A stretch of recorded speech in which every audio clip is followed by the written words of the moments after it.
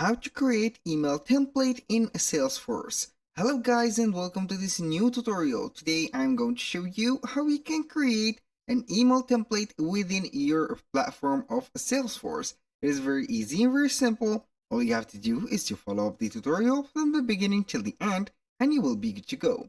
The first thing that you need to do is to visit Salesforce. Right here, as you can see, I am on my admin dashboard of Salesforce.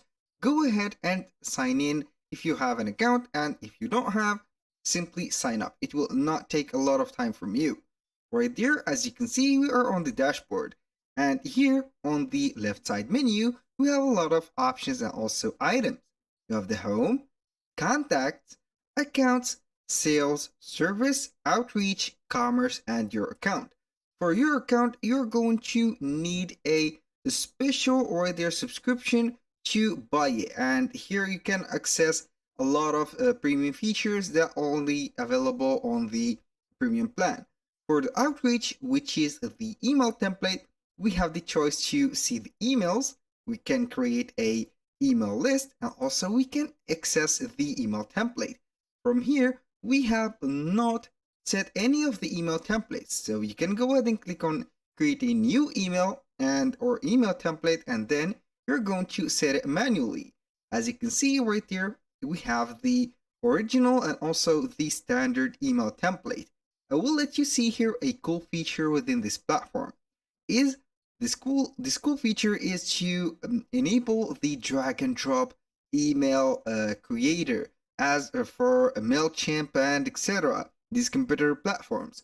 So all we have to do to enable that, we are going to need the help of the settings. Click on Quick Settings right there, or the gear icon, and then open up the Advanced Setup. Click on it, and here we have the setup. So the next thing that I wanted you to do is to click on the Find Quick or Quick Find right there. If it is a search bar on you, right there you are going to type permission like that, and then we have the user's permissions. Go ahead and click on permissions set or sets, and then it will let you see here all of the permissions that are available on the website. Now we are going to create a new permission. Go ahead and click on create new, and we're going to label it something like template, like that. I'm going to label that like this: template builder permission, like this. And here we have it. For the API, when you click on the description, it will be automatically generated as for the label. Add the description if you want, but in my case, I will let it empty. So all we need to do right there is to click on the save button. Now we're going to see the permissions from here. We are going to drag and drop, or we are going to drop down a little bit right there until we see the system permissions. Now we are going to grant a specific permission for ourselves to create the drag and drop content builder. So we are going to click on system permission, and from there we are going to check and see if we have the access or the enablement of the drag and drop content creator. Go ahead right there and search for the drag and drop content creator or content right there. So if you don't find it, click on edit right there, and then we are going to edit these as you can see, these permissions. So unfortunately, after a deep research, I think that they have removed all of the drag and drop menu, and this is unfortunate. So we are going to seek for the management of the email and also the templates. Go ahead right there and click on edit, and now we are going to search or seek for the letter M. Manage right there. I'm going to see the email content, view, create and edit and delete email content, and also email messaging setup. Go ahead and add these permissions, click on save, and now we are going to save these permissions just in case. Unfortunately, they have removed the old builder, so we are going to click on manage assignment. You are going to add an assignment to the persons or the users on your interface. For example, this one, and this one. I'm going to click on next. Here, all you have to do is to click on assign, and the assignment is set. Now, let's go back to the email template. From there, I'm going to the outreach, and here we have the email template. So we are going to create one, and this is one that I have created. I am going to let you see how we can create ones. Here we have the entity. I'm going to set, for example, case. And for the email template, let's create one. I have set right there template Jack Smith 2. This is the normal format of that case. So put the description. Here we have the folder to set the emails. You can select the folder. You can set it to created by me. Right there we have the folders. You can create any folders from here. I'm going to select that folder.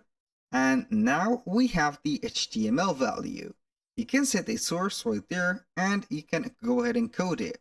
Or you can go ahead and put the standard email. For example, welcome. I'm going to set the recipient or the sender like that. Put Jack Smith like this. And here you can set the subject. You're going to set the email manually right there. Nothing is automated, or we don't have a email builder. So go ahead and feel free to use whatever object that you want. For example, an invitation to conclude a deal like that. Put the point, and there you can go ahead directly to the, let's say, the subject. Hi or hello, dear, for example, Frank like that. And then you are going to put the comma, put whatever you want for the subject. For example, this is the first line, second line. I'm going to copy off this line and put some separate lines to let you see only these lines right there. For example, like this, and here we have it. Then you are going to set sincerely right there. Are going to set a space from here, and here we have it. You're going to set Jack or best regards, and here we have it. This is the template. You can modify this. For example, you can disable the source, set the bold right there actions or the bold characters, set an underlined right there. And here we have it. You can add an image. You can upload or browse an image. I'm going to add an image. Upload from your computer. Let's say that this is a random image. It will be uploading in just a few seconds. Then we are going to set this as a template. Now let's go ahead and see how everything would be.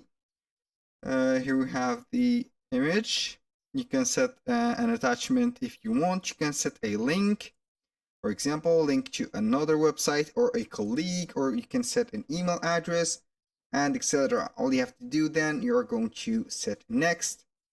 And here we have it. This is the name. This is just an error that will pop up whenever you are going to reset the page, and it will be gone by the time you are going to refresh that page again. So the email template is set. So you are going to click on it and you can see the details for the email template name, description, the message content. You can modify it in whatever time you want. You can add some information. You can add or adjust the alignment of it and everything. This is just a simple email editor, so you can go ahead and clone it, edit it as much as you want from scratch like that. And then you can go ahead and send it to your contact. So after you have set the email template, you are going to create an email list. You are going to click on new list, and then you're going to set the from. This is set automatically. Recipients, you are going to set the emails separated with comma, for example. And for the subject, add whatever subject. And here we have the subject itself. When you finish, you are going to click on preview and send, and here we have it. That was very simple. So this is just, I'm going to close without right here saving, and there you go. That was for creating the email template. Thank you guys for watching. I hope that you have enjoyed the content and hope to see you soon on the next one.